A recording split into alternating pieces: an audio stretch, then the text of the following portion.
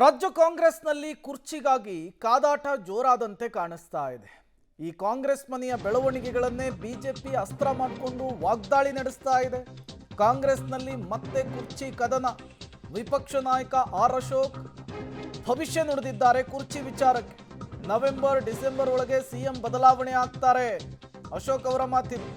CM ಹುದ್ದೆ ಕಳೆದುಕೊಳ್ಳುವುದು 100ಕ್ಕೆ 100ರಷ್ಟು ಸತ್ಯ. ಸಿದ್ದರಾಮಯ್ಯನವರು ಅಧಿಕಾರ ಹಂಚಿಕೆಯ ಸಂಬಂಧ ಒಪ್ಪಂದ ಆಗಿರೋದು ಕೂಡ ನಿಜ. ಸಿದ್ದರಾಮಯ್ಯನವರಿಗೆ ಅಧಿಕಾರವನ್ನು ಬಿಟ್ಕೊಡೋಣ ಡಿಕೆಶಿ ಹಠ ಬಿಡ್ತಿಲ್ಲ. ಬೆಳಗಾವಿಯಲ್ಲಿ ವಿಪಕ್ಷ ನಾಯಕ ಆರ್ ಅಶೋಕ್ ಹೇಳಿಕೆ ಕೊಟ್ಟಿದ್ದಾರೆ. ಕಾಂಗ್ರೆಸ್ ಮನೆಯ ಬೆಳವಣಿಗೆಗಳನ್ನು ಬಿಜೆಪಿ ಅಸ್ತ್ರ ಮಾಡ್ಕೊಳ್ತಾ ಇರೋದು ಈ ಮೂಲಕ ಸ್ಪಷ್ಟವಾಗ್ತಾ ಇದೆ.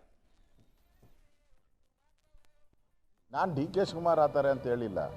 ನವೆಂಬರಲ್ಲಿ ಕ್ರಾಂತಿ ಆಗ್ತದೆ, Siddaramaiah out going C M ಅಂತ ಹೇಳಿದ್ದೀನಿ. ಇವತ್ತು ಅದಕ್ಕೆ ನಾನು ಬದ್ಧತೆ ಇದ್ದೀನಿ.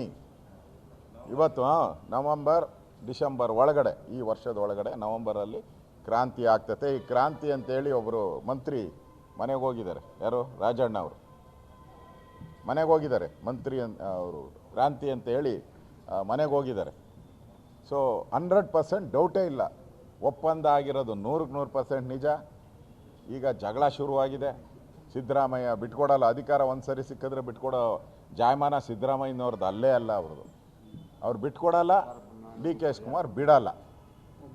ಸಿದ್ದರಾಮಯ್ಯ ಅಧಿಕಾರ ಬಿಟ್ಕೊಡಲ್ಲ, ಡಿ ಕೆ ಶಿವಕುಮಾರ್ ಹಠ ಬಿಡಲ್ಲ.